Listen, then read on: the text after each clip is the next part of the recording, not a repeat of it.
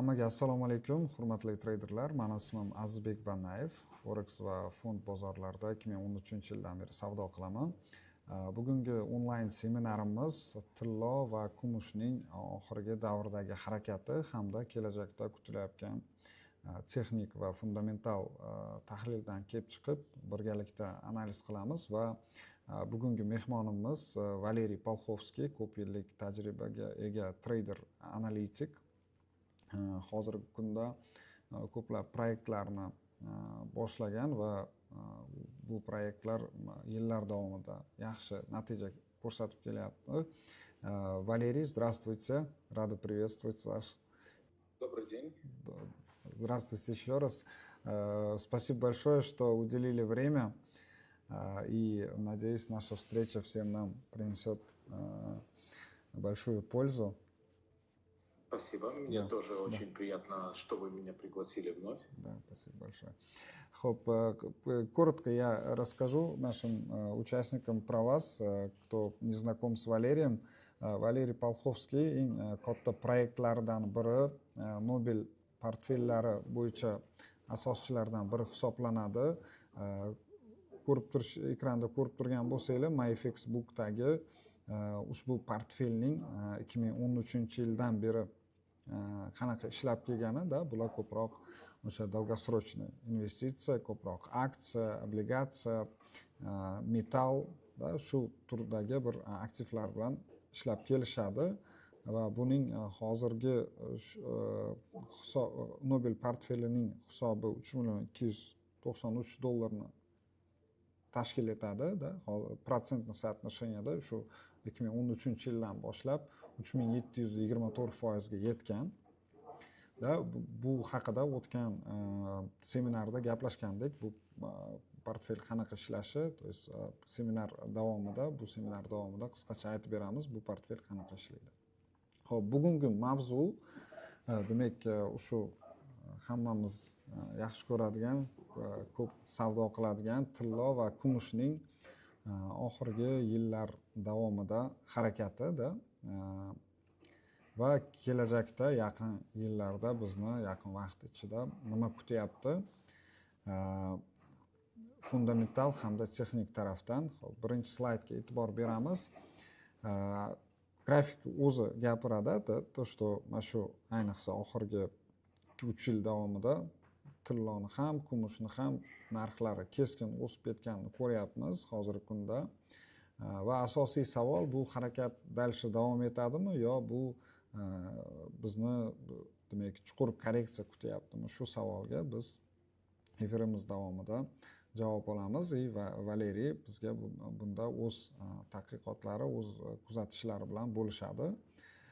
Keyingi slayd mana shu yorib ketgan, bu o'zbek tilida shunaqa bir qanaqadir tarjima qilinadi. Tak, bu puzirmi, bu o'sish yoki все-таки bu stabil yoki global fundamental faktorga bog'liq stabil o'sishmi bu? Валерий, можете, пожалуйста, прокомментировать про этот слайд? И я вижу вот Wall Street Journal, да, и... Ну да, это очень интересный факт, с которым мне довелось столкнуться буквально за 17 дней до того, как произошло масштабное движение по золоту и серебру. Когда я в очередное утро знакомился с аналитикой в Bloomberg, и мне попался любопытный материал, анализ одного из корреспондентов по ситуации с покупкой серебра в Китае. Причем данный корреспондент, он просто описывал, что по сути происходит на Земле с физической продажей золота в Китае в некоторых регионах, где оно было очень популярно. Понятно, что Китай огромный, там, в принципе, не везде все одинаково, но вот там, в этом материале, вот здесь он обведен красным справа в Блумберге, было такое предложение, которое привлекло мое внимание, что тема настолько популярна и серебро настолько горячее, что даже тетушками поднимаются уже женщины старшего такого преклонного возраста, что даже тетушки уже приходят и просят и покупают серебро.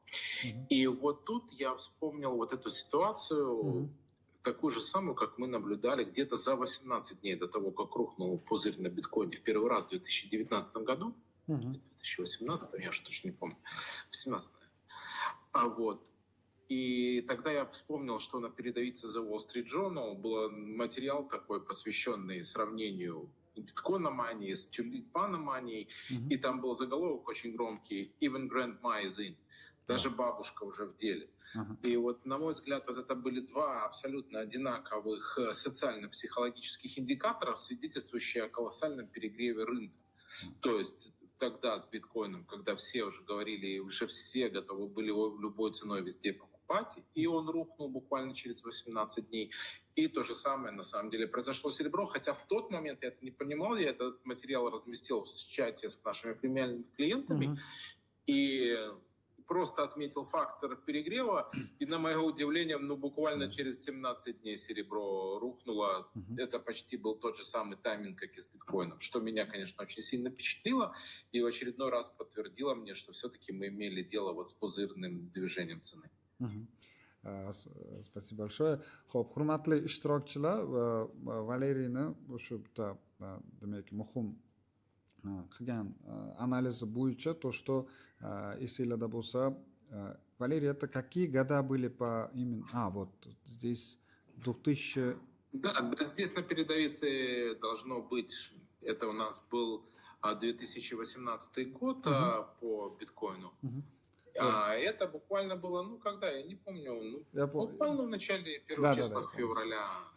Aytishlari bo'yicha shu 2018-yilda bitcoin birinchi marta chuqur qulashidan oldin Bloombergda Valeriy aytyapti, то что o'sha bitcoin mania degan bir haligi nima, то что даже qari keksa yoshdagi odamlar ham, insonlar ham shu bitcoinni sotib olishni boshlagan va roppa-rosa 18 kundan keyin bitcoin keskin, demak, chuqur tushib ketgan.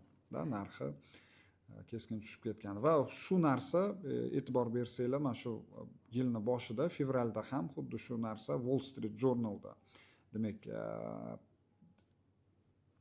nima deydi, ma'lumotini berilgan, то что o'sha yana o'sha keksa yoshdagi insonlar oltin va kumushni, ayniqsa kumushni bu непосредственно Xitoyda fizический formada hamma sotib olishni boshlagan. И analogiya то, что 18 kundan keyin shu biz hammamiz ko'rgan tilloda ham kumushda ham riski, shu kumushda по-моему 40%, tilloda sal kamroq foiz, demak bu aktiv tushib ketganini, demak mana shu fundamental faktor orqali bilib olsak bo'lgan. Va bu ma'lumotlarni videoni ostida qoldiraman. Отдельно o'sha Telegram kanal bor. O'sha yerda Valeriy mana shu ma'lumot bilan bo'lishgan va узкий krugdagi treyderlarimiz bu narsadan foydalanishgan. Keyingi slayd oltin taklif va qazib olish nimalari, nima deydi, koeffitsentlari. Валерий, можете рассказать про этот слайд, пожалуйста? Это, кстати, очень интересный такой базовый слайд, на самом деле, который нам показывает две основные разницы. Мы сегодня пытаемся разобраться в том, что происходило с золотом и серебром, но на золоте и на серебре мы имеем две совершенно разные ситуации. Несмотря на то, что мы все привыкли, что они всегда либо растут, либо всегда падают, корреляция между ними высокая, золото — это почти то же самое, что серебро, на самом деле это совсем не так. И сложившиеся ситуации там совершенно разные в настоящем момент. И вот это первое, это то, что касается разбора ситуации с золотом.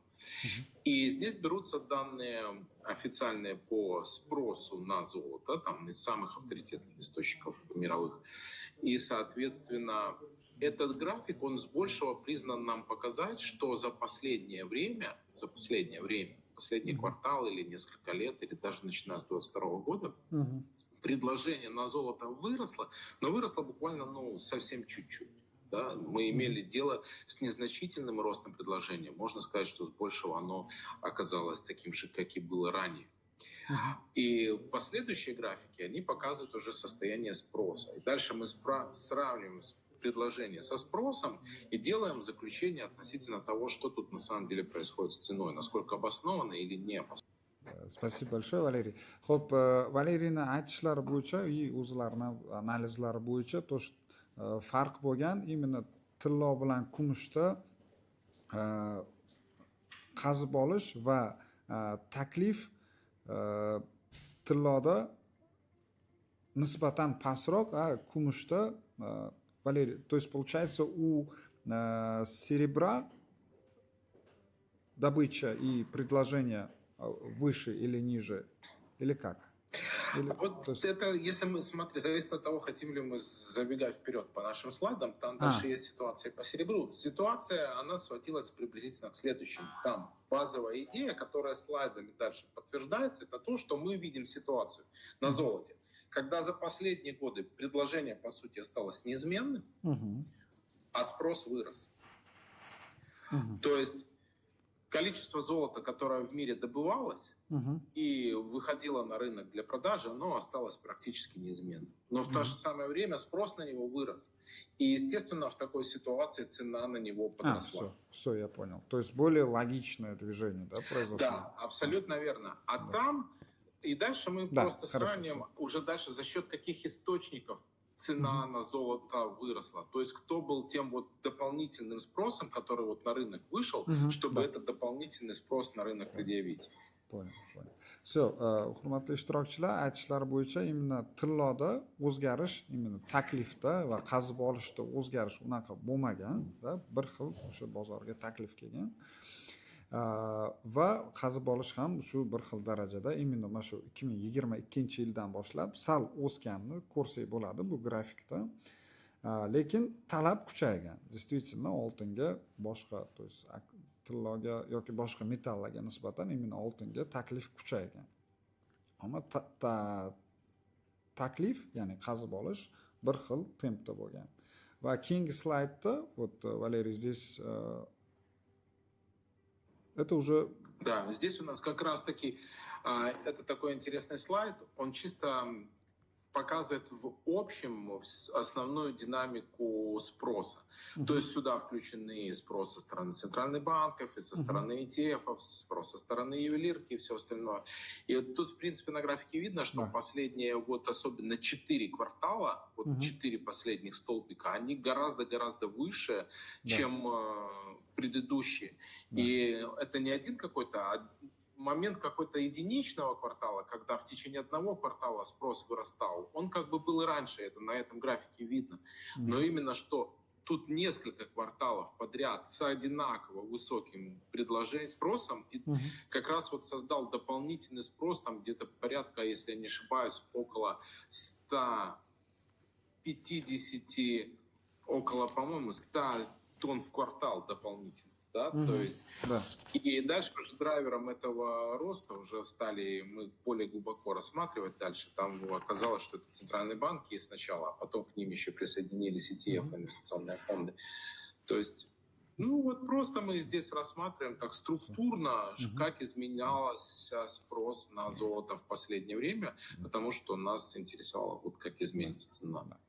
Bu slaydda hurmatli treyderlar oltinga bo'lgan talabni o'sishini dinamikasida, то что особо mana 22-yildan boshlab va eng yuqori talab bu ham investitsion sektordan, da, то есть xususiy sektordan ham davlat banklari tomonidan bu aktivga nisbatan oxirgi 4 kvartalda o'sganini kuzatsak bo'ladi va shuni hisobiga, естественно, tilloni narxi stabil o'sib ketgan. Так, ishonchsizlik rejimi markaziy banklar tomonidan talab. Вот на этом графике про центральные банки вот очень четко видно, обратите внимание, как где-то прямо со второго квартала 2022 года центральные банки предъявили спрос, и который до сих пор остается очень высоким на золото гораздо раньше, чем это было исторически до этого. Bu grafikda ko'rishingiz mumkin, именно markaziy banklar tomonidan talabni kuchaygani mana shu 2022-yilni 2 va 3 kvartaldan boshlab oldingi yillarga nisbatan, to есть 2010-yildan boshlab 2022-yilgacha eng yuqori, demak, talablar boshlanganda, to есть sotib olish va hozirgi kungacha bu davom etyapti. Bu endi har xil faktorlarga bog'liq. Bu faktorlarni keyingi slaydlarda keyingi gaplashamiz. Xo'p. Это ishonchsizlik режима и инвестиционный talab. То есть это индекс недоверия и инвестиционный спрос, да, получается? Да, ну, здесь в данном случае мы говорим о чем? Почему центральные банки со второго квартала 2022 года стали предъявлять гораздо более высокий спрос? Потому что именно в этот период известные события произошли в Украине, между Украиной и Россией. И Соединенные Штаты Америки, и вообще, в принципе, страны, скажем так, западного мира, они, по сути, заблокировали золотовалютные резервы Российской Федерации. Это золотовалютные резервы, которые были часто выражены в облигациях различных правительств и так далее. И тогда стало понятно, что если вы потенциально имеете какой-то конфликт со странами Запада, и вы копите и держите свои золотовалютные резервы в их облигациях, то у вас может возникнуть очень серьезная проблема с тем, чтобы потом получить доступ к этим деньгам, потому что они могут быть заблокированы. И любой центральный банк, который размышляет там, о стабильности своих золотовалютных резервов, о надежности своих золотовалютных резервов, всегда начинает искать, естественно, альтернативные источники. Но по большому счету основным альтернативным источником вложения денег для ЦБ было только золото. И вот мы поэтому увидим, что они стали покупать. Именно поэтому вот этот спрос на золото мы называем индикатором недоверия. Недоверие к современной форме западной системы, да, финансовой системы, где по политическим решениям могут приниматься экономические решения, связанные с блокированием золотовалютных резервов. Это вот эта ситуация, она здесь на этом слайде как бы подчеркнута. И дальше тут из этого графика, и он на следующем графике там тоже повторяется, видно, что сначала центральные банки предъявили спрос, и цена начала расти. А потом уже, когда цена подросла и привлекла к себе внимание, стали инвестиционные фонды покупать и вкладываться в этот тренд на ожиданиях роста этого тренда. Это тоже видно там на всех этих слайдах. Я понял. Xo'p, hurmatli ishtirokchilar, 2022 yili esinglarda bo'lsa muhim voqea sodir bo'lganda, deylik o'sha Rossiya bilan Ukrainadagi bo'lgan voqea, bu tufayli esinglarda bo'lsa Amerika o'sha Rossiyani zolotovalyutniy rezervlarini muzlatib qo'ygan. Bu esa markaziy banklarni hamda investitsion fondlarni chuqur bir o'yga olib kelib qo'ygan, to что ular o'zi tarafdan qanaqadir harakatni boshlashini va bunday noaniq holatda, ishonchsizlik rejimi deyiladi, holatda o'zlari bu turli aktivlar, ayniqsa mana shu oltinga bo'lgan talabni kuchayganini mana shu nimada ko'rsanglar bo'ladi. Bu investitsion fondlarniki, mana bu markaziy banklarniki. Va bu narsa ham tilloni demak o'sishga olib kelgan. И выводы здесь, Валерий, алтын спекулятив. Да, ну здесь уже основные выводы мы, в принципе, обратили на них внимание. Первое, это то, что цены на золото, они подросли по той простой причине, что центральные банки после 2022 года начали предъявлять повышенный спрос на золото. Предложение при этом осталось неизменным. Соответственно, рост спроса при неизменном предложении спровоцировал рост цен. Это было, по сути, демонстрацией недоверия к современной финансовой системе. Но после того, как цены на золото стали расти, сформировался устойчивый восходящий тренд, который все увидели на графиках. Естественно, стали подтягиваться игроки, которые уже готовы были сыграть на этом тренде, просто на повышении цены. И в первую очередь такими игроками там были ETF. И это тоже видно на этом графике. То есть сначала центральные банки задали тренд, потом ETF этот тренд подхватили. И вот здесь самый интересный вывод какой? Что да, то, что мы увидели, цену рост на золото очень сильно, это, конечно, впечатляет. И можно говорить о том, что здесь какой-то не столько финансовый пузырь, сколько такой перегретый тренд, горячая цена, изменение цены очень быстрое. Но оно не пустое по своей причине. Под ними есть фундаментальная причина. А фундаментальная причина – это повышенный спрос сначала со стороны центральных банков, потом со стороны ETF. Так вот, для того, чтобы ситуация немножко развернулась, нужно, чтобы ситуация изменилась фундаментально. Либо предложение очень сильно выросло, резко, либо центральные банки должны меньше начать предъявлять спроса на золото, ну, либо комбинации того и другого как-то вместе. Но это не происходит быстро. И поэтому мы не можем говорить о том, что тут какой-то финансовый пузырь, который бабах, взорвется и лопнет. Хорошо.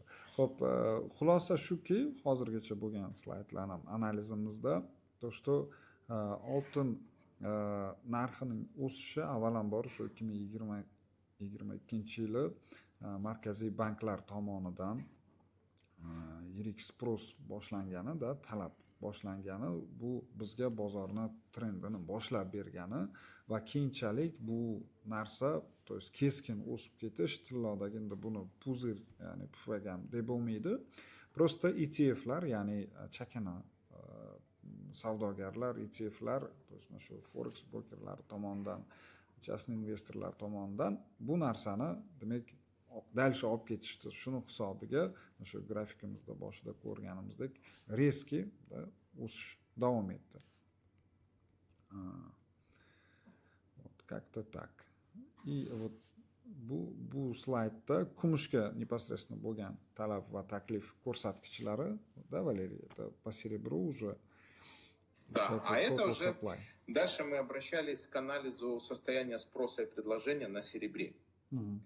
То есть мы опять пытались понять, какая существует фундаментальная причина для роста серебра и существует ли она вообще.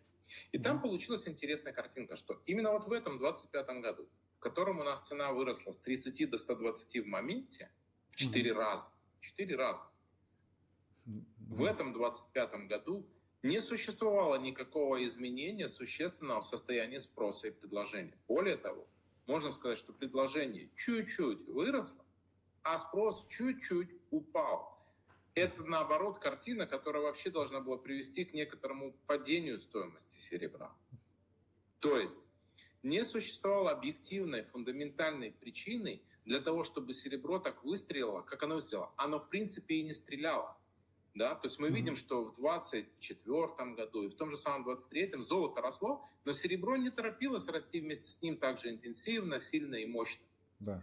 Но получилась такая картинка, что золото вот выросло, и многие захотели, я не успел на золоте сыграть, но серебро-то еще не успело вырасти, и вот сейчас я на серебре заработаю. Да. Вот возник вот этот ажиотажный спрос, о котором мы говорили раньше на тех слайдах. Да, понял.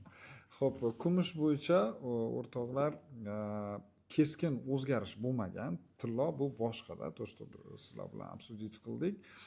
Kumush bu kumushni talab va taklif, ya'ni taklif bir xilda saqlangan-da, sal даже taklif ko'proq ham bo'lgan, talab nisbatan pastroq bo'lgan. No, bunga qaramay, demak, kumush narxiga e'tibor beradigan bo'lsak, risk o'sish bo'lgan. To есть boshida masalan tillo ertaroq boshlagan o'sishi, kumush bir joyda turgan. Shu nuqtai nazaridan ko'plar, esimda bor, bizni komandadagi bir ikkita treyderlar ham aytuvdi, tilla o'syapti, kumush o'smayapti degan narsa.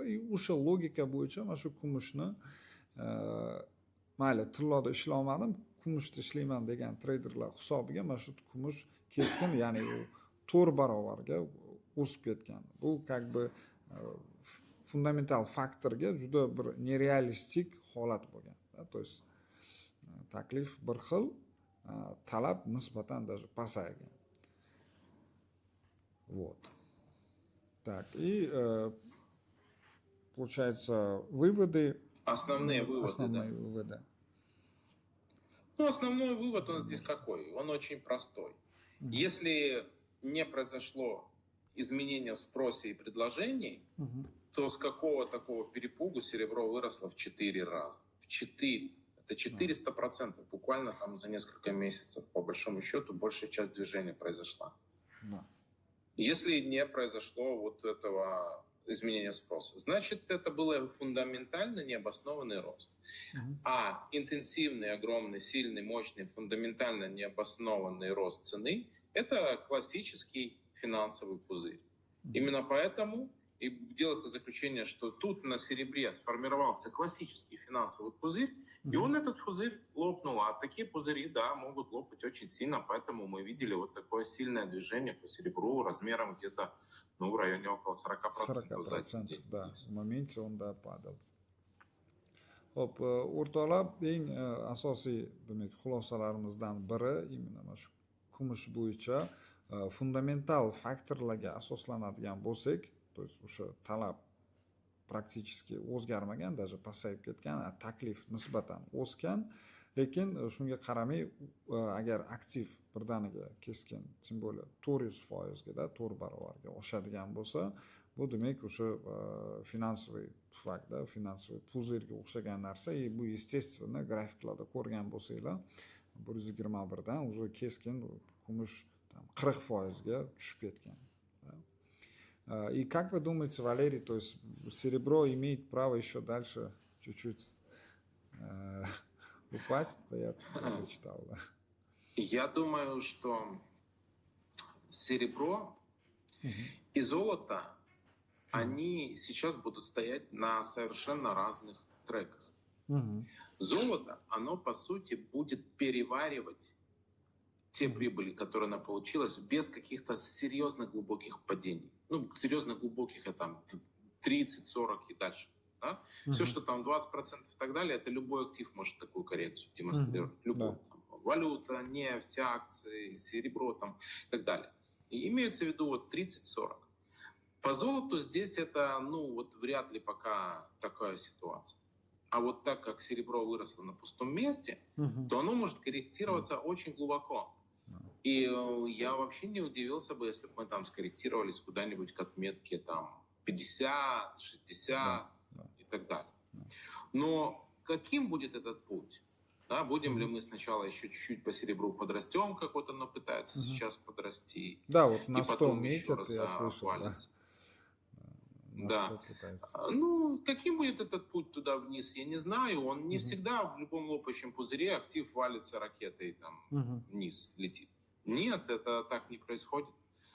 Поэтому на пути вниз бывают коррекции вверх, это абсолютно нормально. Вот, но нет никаких причин, чтобы серебро продолжало стоить $90 за тройскую унцию. Если совсем недавно оно стоило 30, а состояние спроса и предложения не изменилось. Но при 30 всех устраивало. А при 90 что это? Это типично такой вот, ну, разогнанный инструмент в цене. Поэтому то, что оно может еще вернуться назад куда-нибудь к 100, ну, окей. В этой как бы создает риски и делает нашу идею, о которой мы вот немножко позже там будем говорить, делает идею гораздо менее рискованным, чем инвестиция либо непосредственно в золото, либо непосредственно в серебро. Valeriyni aytishlari bo'yicha kumush o'sha boshida aytganimizdek talab va taklif praktически o'zgarmagan, da bir xil qolgan va shu bunga qaramay narx keskin o'sgan tufayli в принципе kumush 50-60 dollarlarga korreksiya, ya'ni tushishi mumkin. Da hozirda o'sib ketyapti, plus minus shu 95-100 gacha ko'tarilishi mumkin. No, agar shu logikadan keladigan bo'lsak, talab va taklif o'zgarmagan va esimizda bor, shu narx 25-30 da bo'lganda ham hammani qoniqtirgan uni narxida. Естественно, bu logikadan keladigan bo'lsak, narx в принципе shu qaysidir qisqacha o'sishdan so'ng qanaqadir yana chuqurroq korreksiya qilishi mumkin. Tillada holat boshqacharoq, da, то есть u как бы непосредственно shu stabilni o'sgan. Bu endi protsentlarda ham gapda. Masalan, tillo deylik, qanchadir foizga o'sgan bo'lsa, bu kumush undan-da ko'proq-da o'sha 400%ga o'sgan. Bu как бы ненормально. Shu logikadan kelib nima qilamiz. Да, и здесь вот инвестиционный g'oya, ya'ni hozirgi kundagi bir fikr asosiy. Да, Валерий, здесь основная идея, то есть это инструмент у нас есть в Libertex, по-моему, в MetaTrader его еще не добавили. Он у нас есть в Libertex. И торговая идея у нас... Да, и вот это самое интересное, этот момент в этой встрече. Смотрите, если мы имеем дело со следующей картинкой, что золото и серебро одинаково сильно выросли. На одном у нас был финансовый такое движение, которое было спровоцировано изменением состояния спроса и предложения. Да, большое, да, сильное, да, слишком сильно выросло. Но у него есть причина, и нету масштабного повода для падения вниз, да, пустого. Потому что центральные банки все равно будут подбирать по низким ценам. Да. А серебро как раз-таки тот актив, у которого масштаб падения вниз, там, и оно видно, что оно пузырный режим. Тогда мы к какой приходим точке? Что если золото немножко будет падать, к примеру, то серебро будет падать намного сильнее. При этом, если золото будет пытаться подниматься назад к своим максимумам, серебру подняться к максимуму будет очень сложно, потому что очень много спекулятивного спроса, предложения будет вверху, там, людей замкнутых в минусах. Да. Отсюда получается, что при любых раскладах будут ли серебро отдельно, золото и серебро отдельно расти, или будут золото и серебро отдельно падать, неважно что, кросс-курс золота к серебру всегда будет расти. Понимаете? То есть, если они будут расти, то золото будет расти быстрее, чем серебро, и, соответственно, кросс-курс будет расти. Если они будут падать, то серебро будет падать медленнее, чем будет падать серебро, и все равно кросс-курс будет расти. Понимаете? Да. То есть, это абсолютно такая, знаете, ситуация, в которой гораздо больше шансов у актива в долгосрочной перспективе вырасти, в краткосрочном, понятно, колебания возможны, но в более долгосрочной перспективе гораздо больше шансов у этого актива вырасти, чем kudada вниz снизится. Demak, bugungi uchrashuvimizning вообще asosiy g'oyasi to, что tillo, demak, uni o'sishi ko'plab faktorlarga bog'liq bo'lganida, to, что o'sha markaziy banklar, investitsion fondlarda, to есть tilloni o'sha o'zini nimasidan kelib chiqib ko'p sotib olishni boshlagan. Kumushda o'sha наоборот demaymiz, как бы talab va taklif praktически o'zgarmagan, lekin narx keskin demak oshib ketgan. Buni fonida demak tillo potensiali o'sishga bor-da, o'zini maksimumini yangilashi mumkin. No kumushda o'zini shu maksimumni yangilashda juda ko'p demak o'sha finansiy puzir bo'lgani uchun yangilash qiyinroq bo'ladi, lekin ushbu aktivga e'tibor beradigan bo'lsak, bu tilloni kumushga nisbatan o'sishi prognozi aniqroq, da, to есть baribir markaziy banklar va частный sektorda tilloga bo'lgan talab doim bo'lgan, shuni hisobiga maslahat, demak investitsion g'oya deylik, shu tilloni kumushga nisbatan o'sishiga juda yuqori shansi bor. Вроде все, Валерий. Да, по этой теме основном. Про этот слайд мы сможем, у нас в принципе полчаса, можем мы уделить к нему 5 Да, конечно, минут? безусловно, давайте, если время есть. Это вот здесь, на этом слайде, одна из самых таких замечательных, на мой взгляд, тоже инвестиционных идей в этом году. Именно в этом году я подчеркну. По той простой причине, что с традиционными активами иметь дело немножко сложновато. У нас фондовые рынки находятся в коррекционной фазе, есть очень много сомнений, что тема с искусственным интеллектом слишком раздула, все, ожидания слишком высокие и так далее. Там сложновато зарабатывать в этом году. Вот. Золото и серебро, как мы уже обсуждали, свои основные тренды прошли, дальше их ждет какая-то консолидация. На рынке нефти все подвязано под геополитическими факторами, да, там будут столкновения, не будут столкновения, это все вещи плохо предсказуемые. Вот. И вот здесь у нас возникает ситуация на биткоине, в чем она интересна. Дело в том, что мы обнаружили, и последний цикл, он подтвердил нашу достоверность, одна из причин, по которой мы и биткоин взяли в Нобелевский портфель, это то, что биткоин движется циклом. От халвинга до халвинга. Что такое халвинг? Это уменьшение вознаграждения стоимости майнеров в 2 раза.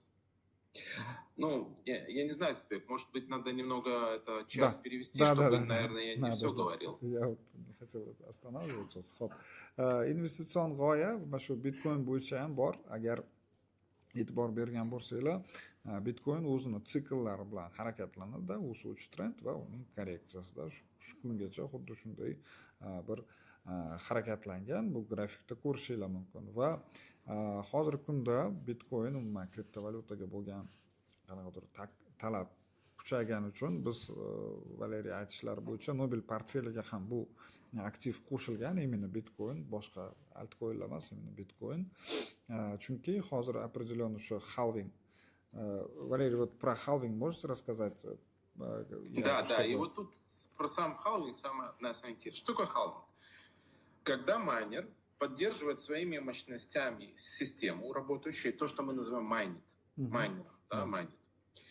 Он, по сути, не майнит там где-то что с киркой. Он просто предоставляет вычислительные мощности, которые поддерживают работу самой системы.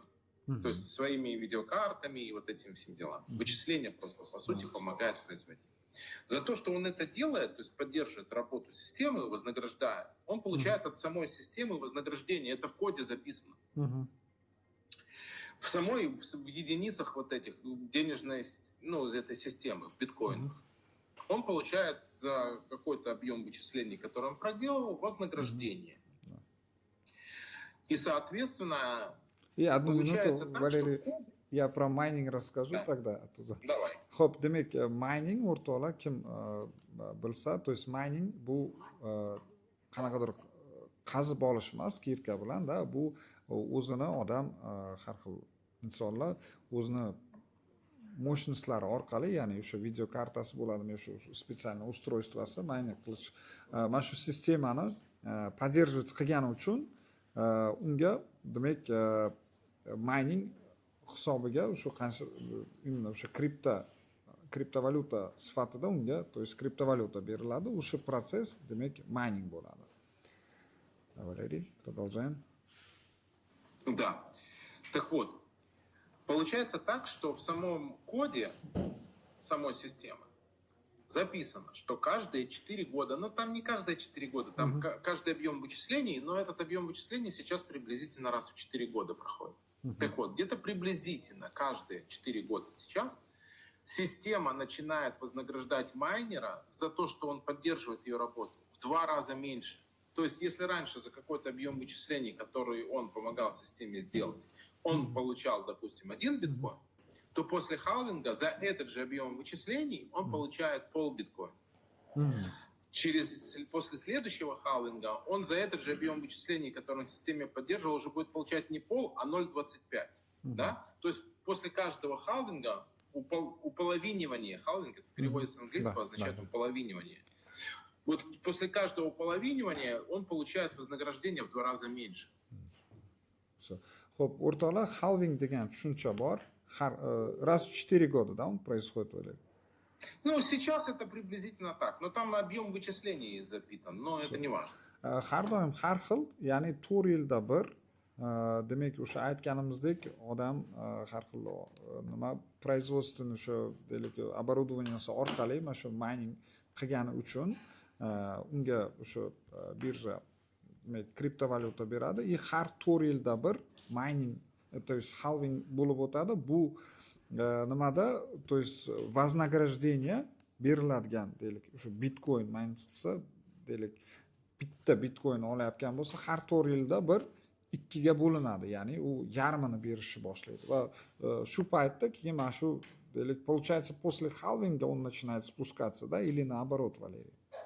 Обычно. Нет, смотрите, и вот что получается. Когда падает вот это вознаграждение, то вот в ожидании халвинга многие, кто занимается майнингом, они что видят? Что у них плата за то, что они поддерживают работу системы, упадет в 2 раза. Понимаете? И они сразу начинают думать, слушайте, я и так тут, допустим, я не очень много зарабатываю, к примеру, а сейчас еще в 2 раза снизится мое вознаграждение, мне это не будет невыгодно, да, давайте-ка я там подзакроюсь, я там не буду делать. В результате, понимаете, они частично уходят с рынка, и, соответственно, возрастает спрос на вот эти дополнительные какие-то вычисления, начинает расти цена, понимаете? Да. И цена эта начинает расти в ожидании халвинга, потому что надо майнеров вознаграждать, иначе они не будут поддерживать работу системы. И вот где-то за 2 года до халвинга уже всегда начинается вот такой вот рост в ожидании того, что надо увеличить вознаграждение майнерам. И оно еще длится 1 год после халвинга. А уже через 1 год после халвинга начинается резкое падение. Demak, odatda o'sha halving bo'lishidan 1 yil oldin narx keskin o'sishni boshlaydi и halving bo'lib o'tganidan keyin narx yana ortiga odatda o'sha sikl bo'yicha qaytish qanaqadir o'sha haligi повторяющий nimasiga ega. Да. Ну вот и получается такая картинка, что дальше перегиб возникает. Вот это вознаграждение растет, оно входит в экспонент, опять рынок перегревается, и местами вознаграждение достигает уже 2 себестоимостей. То есть, когда себестоимость вот сейчас была 60 тысяч приблизительно, вознаграждение выросло до 120 тысяч. То есть в 2 раза больше себестоимости. Но это уже совсем супер рентабельно, да? Это перекос в другую сторону. После чего опять начинается, корректирование, потому что излишек дополнительных вычислений появляется. Слишком все хотят по 120 тысяч поддерживать систему. Понимаете? Да. Все, demak, o'sha deylik bitcoinni tan narxi deylik $60,000 ga teng bo'lsa, и естественно uni narxi bozorda 120,000 yoki 110,000 ga teng bo'lsa, bu hamma uchun qiziq bo'ladi va bozorda ko'p maynerlar paydo bo'lishni boshlaydi va o'sha sistemani поддерживать qiladigan demak mощностьlar kuchaygani uchun demak narx yana ortiga korreksiya qilishni boshlaydi. Yana o'sha sikl ortiga qaytadi. Deylik, tam bitcoin narxi arzonlab ketadi. Uni tan narxi поддерживать qilish uchun qimmat bo'lgani uchun hamma bozordan chiqishni boshlaydi va yana kripto o'sishni boshlaydi. Все, я теперь для себя тоже, Валерий, много чего понял. Просто не очень. Да. И вот смотрите, и дальше, когда это падение идет, оно имеет тенденцию упасть ниже себестоимости, понимаете, текущей.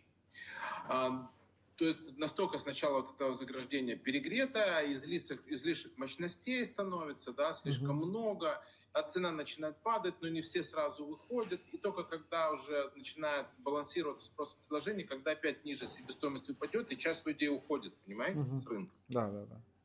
Таким образом, опять-таки, состояние предложения по вычислениям балансируется, но на горизонте, так как оно упало опять ниже себестоимости, на горизонте через 2 года ведь опять новый халвинг, понимаете? Да. И тогда опять начинают многие бросать это дело, потому что, мне это не нужно, потому что вот опять будет новый халвинг, да? Да. И цена не вырастет, цена не поднимется, и вот это вот все начинается обычно эмоционально. Все, уходят вычисления, сбрасываются, и опять начинает цена расти, потому что их возникает недостаток, и они стимулируются таким образом. Поэтому вот сейчас, следующий халвинг, он будет в 2028 году. Соответственно, в 2026 году, за 2 года до, исторически, мы должны уже понимать, что дно по нему где-то рядом, и мы где-то в новом цикле роста стоим, понимаете? Да.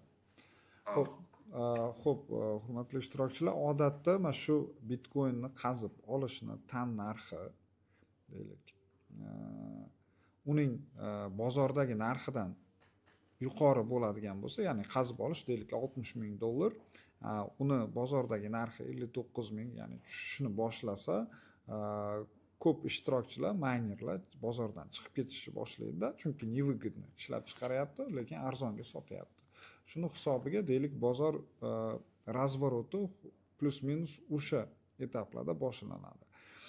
Va undan keyin естественно bitcoin yoki tam o'sha mined qilinayotgan kriptovalyuta narxi o'sishni boshlaydi, потому что unga yangi mощностьlar kerak, yangi maynerlar kerak, narx o'sishni boshlaydi va yana deylik bozorga yangi maynerlar kiradi, bozorni qanaqadir korreksiya qiladi. U yoqdan уже halving har 4 yilda bo'ladi. Halving yaqinlashgani uchun вознаграждение 2 barobarga kamayish ehtimoli bor uchun hamma yana chiqib ketishni boshlaydi va oxirgi demak yana o'sish bozorda kuzatiladi shu kriptovalyutada. Вот. Да. Ну, вроде... И поэтому дальше Да. смотрите, что мы видим. Вот это финальная мысль. Мгм. Цена падает ниже себестоимости. Это где-то, ну, вот сейчас там около 70 тысяч, некое по разным оценкам, средняя себестоимость. То есть она спокойно может упасть 60, может даже ниже 50. Мгм. И за 2 года начнет расти. И вырастет в 2029 году к Мгм. 2 себестоимостям майнинга. К 2. Сейчас она около 60 себестоимость. После халвинга себестоимость станет 120. Мгм. То есть в 2028 году, чтобы добыть 1 биткоин, нужно будет потратить 120 тысяч долларов, чтобы 1 добыть. 2020... Понятно? Если цена до 120 назад к этому не вырастет, тогда его экономика рухнет, она просто развалится. Понимаете? Но она обычно растет не только к себестоимости, но еще на 1 интервал в 2 раза выше. То есть, соответственно, целевым уровнем становится приблизительно 240. 240, К да. 29 году. Да. Asosiy message o'rtoqlar, masalan, bitcoinni narxi, tan narxi $60,000 bo'lsa, hozirgi kunda uning narxi o'sha deylik, hozirgi kunda 50,000, даже 55,000gacha borishi mumkin. Tan narxidan pastroqda va odatda bu tushishdan keyin o'sha kutilayotgan halving hisobiga uning 2028-yilga borib bitcoinning tan narxi 120 mingga teng bo'lishi mumkin va kutilayotgan prognoz ushbu korreksiya bo'lib o'tgandan keyin bitcoin o'sha 240 minglarga, to есть 250 minglarga bitcoin narxi borishi mumkin. Oddiy mana shu tendensiyalar bo'yicha hisoblaganimizda. Очень круто было бы биткоин увидеть с 50 до 200. Я в этом... То, что он вырастет до 120, я в этом вообще практически не сомневаюсь. По той простой причине, что когда себестоимость станет 120, вы не можете его получать 50 тысяч вознаграждения за работу, которая стоит 120 тысяч. Вы просто не будете ее делать. А если нету предложения, то, что он вырастет до 120, я не сомневаюсь. Я не сомневаюсь, что к этим 120, это же просто себестоимость. Надо как минимум 20% рентабельности добавить. Минимум. Да? То бишь к 120 20% это где-то порядка около еще 25. То есть 150 это вообще минимальная цена, при которой вообще бизнес не потеряет смысл. Да, Valeriy ham aytyaptilar, то что bitcoinni tan narxi, mayning qilish tan narxi 2028-2029-yilga kelib 120 mingga teng bo'ladigan bo'lsa, ya'ni uni mayning qilayotgan maynerlar ustidan даже yana ishlash uchun kamida 20-25% qo'shadi. Bu degani bitcoin kami 120 mingga chiqishi aniq. И plus agar nakrutkasini yoki shu ustiga qo'yadigan pulini hisoblanadigan bo'lsa, o'sha 150 ming, 200 ming, 240 minggacha bemalol o'sha. Agar bu deylik bu narxga bitcoinni deylik 120 mingga shu vaqtga kelib o'smasa, bu biznesni umuman deylik kuyib ketishi mumkin deyishyapti. Как-то так. Валерий? Тут вопросы были, кстати, мне писали. Давайте. Да. Хоп. Секунду.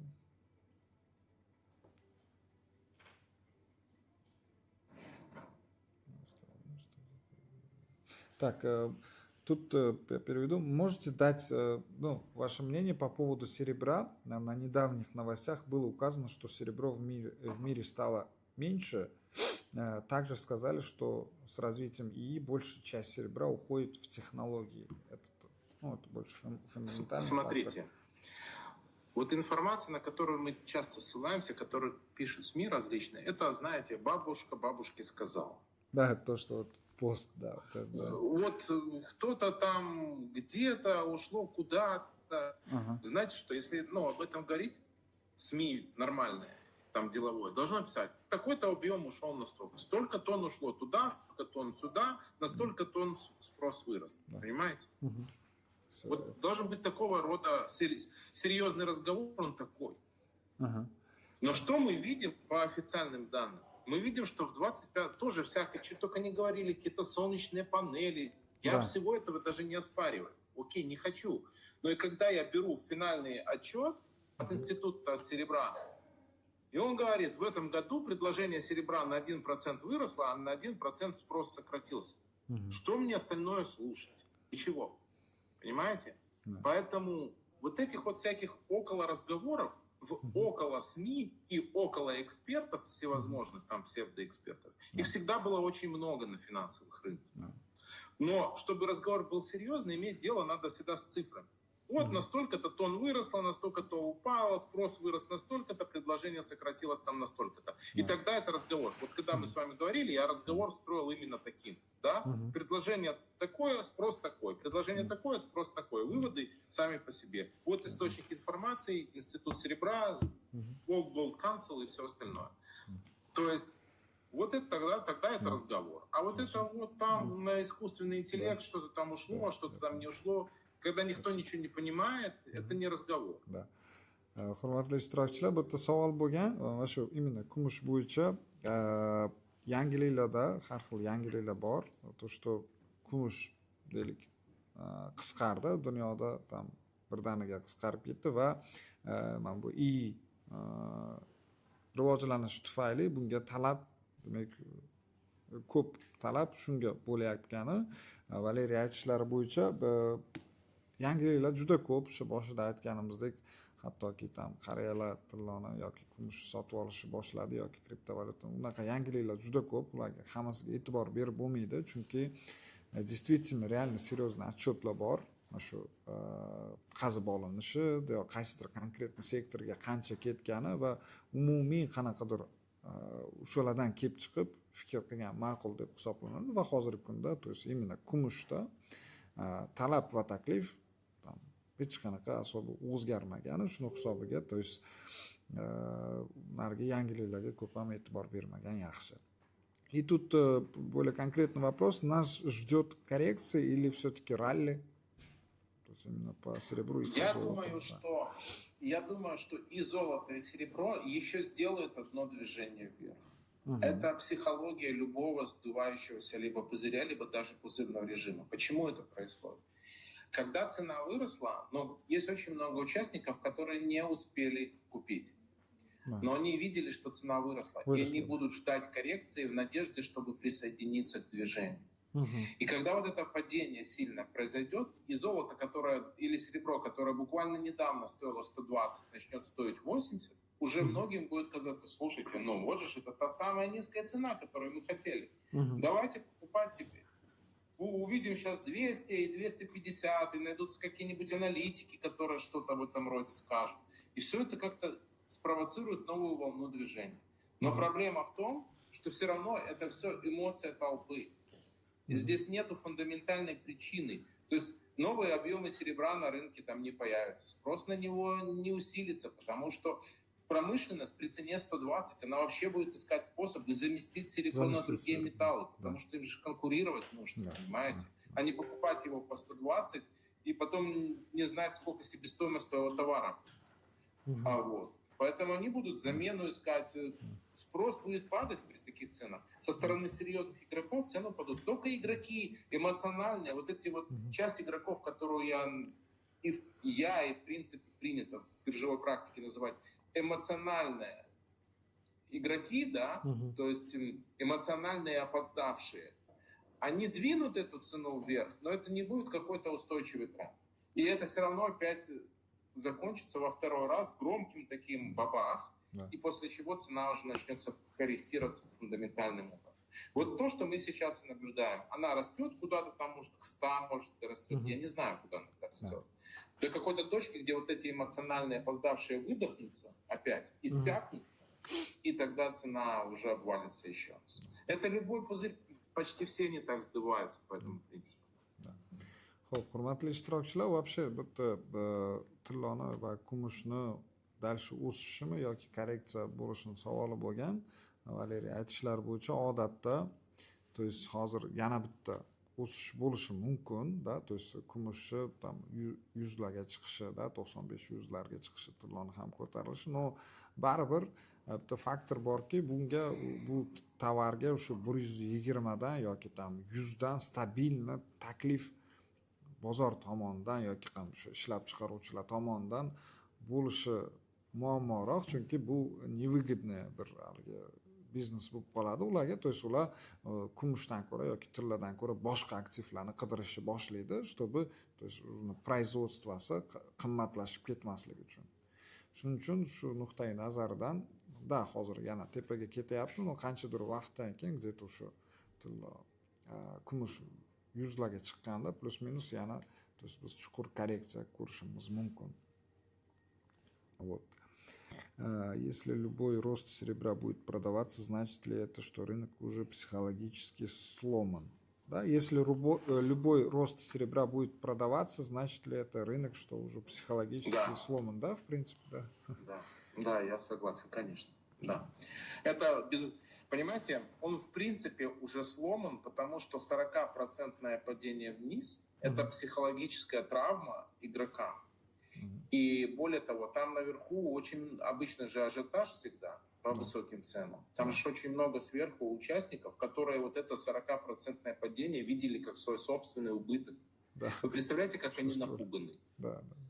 Им уже не надо прибыли, за которыми они сюда пришли, им лишь бы свои деньги вернуть. Да. И они при возврате цены будут вот это вот возвращать свои деньги, создавать вот это дополнительное предложение. Там и спрос мало того, что иссякает.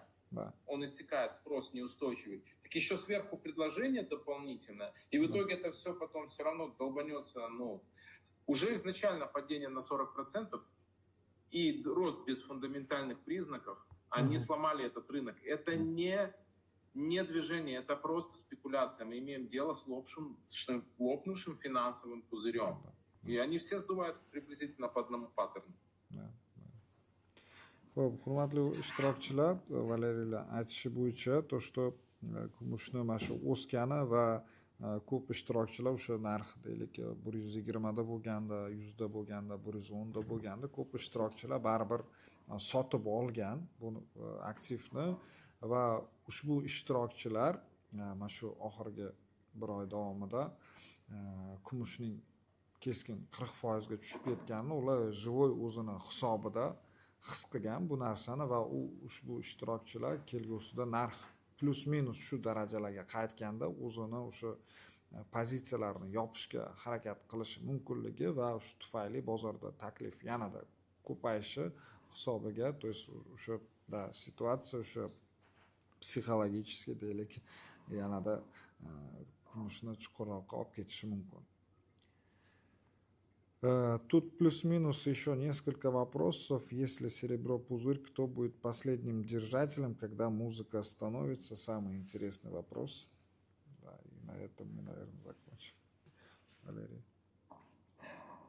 Смотрите, здесь очень действительно интересный вопрос, но ответ на него на самом деле довольно банальный. Последним держателем будет тот, кто использует серебро в своих производственных целях. А вот в конечном итоге все равно все серебро упадет в руки тех, кто готов за него заплатить. И заплатить будет готов только тот, кто использует его в производстве для вот этой детали, для вот этой. Просто серебро — это очень производственный металл. И тот, кому оно нужно, потому что потом он продаст какой-то продукт, сделанный с участием серебра, и получит за эти деньги, он единственный, кто готов будет платить. А все остальные игроки, кто просто хотел нажиться на повышении цены, они же дома у себя в коридоре не сложат это серебро в слитках. Оно им не нужно. Они серебра не хотели. Они хотели продать и купить. Купить дешевле, продать дороже. Все. Это все, чего они хотели. Поэтому в конечном итоге все вернется к диктатуре того, кто готов деньги платить. А это, промышленность, может быть, какие-то небольшие центральные банки, которые используют серебро для того, чтобы... понимаете, серебро невыгодно хранить. Оно же в 60 раз дешевле золота. Поэтому там, чтобы хранить на ту же самую сумму серебра, надо помещение в 60 раз больше, чем для хранения золота. И издержки и издержки на хранение серебра будут, ну, многократно выше, чем на хранение золота. И его хранить невыгодно. Вот, поэтому Хорошо. в конечном итоге все серебро уйдет тем, кто Да. готов за него деньги платить, потому что оно им нужно. Да. Hurmatli ishtirokchilar, bu yerda ajoyib savol bo'lgan. Agar kumush puzir bo'lsa, da, to есть pufak bo'lsa, oxirgi uni deylikki sotib oluvchi, ya'ni klienti kim bo'lib qoladi, ya'ni tushib ketsa degan. Avvalambor bu birinchi o'rinda o'sha ishlab chiqaruvchi sektor, kumush ko'proq o'sha производственный sektorda ishlatiladi. Hech kim uni ham uyida saqlamaydi, to есть koridorda, chunki bilsanglar, kumush tilloga nisbatan juda bir объемi katta narsa, gabaritli narsa, и uni как-то qanaqadir помещенияларда ushlab turish, uni qo'riqlab turish hech kim unaqa bir nimasi yo'q. Tilloda da potensiali bo'lishi mumkin, но именно kumushda sal muammoroq. Спасибо вам большое, Валерий, за участие. Да. Eslatib o'taman, Валерий, мы планировали, что вы планируете, ну, то есть приехать, можете про это рассказать, и как-то мы можем про это говорить? Да, в последнюю декаду декабря у меня в планах посетить Узбекистан. Давно уже мечтал побывать в этой стране, побывать на нашей земле, в наших филиалах, познакомиться с нашими сотрудниками, с нашими многоуважаемыми клиентами. Поэтому я надеюсь, что мы скоро увидимся не только в онлайне, но и в офлайне.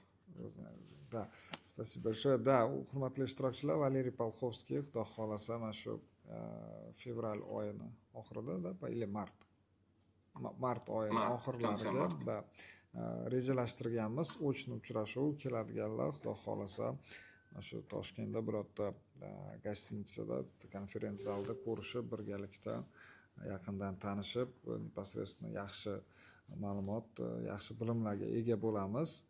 Ishtirokinglar uchun rahmat. Спасибо вам тоже, Валерий, большое, что уделили время. Очень много для себя лично узнал полезного, и думаю, участникам тоже это было очень Я полезно, очень рад и интересно. благодарен за то, что вы меня приглашаете на свои встречи. Спасибо всем. До свидания. Увидимся в Узбекистане, тогда ждем вас очень. Спасибо. Xo'p, hurmatli ishtirokchilar, keyingi uchrashuvlarda ko'rishguncha videoni YouTube'ga yuklaymiz, qaytadan ko'rib chiqishingiz mumkin.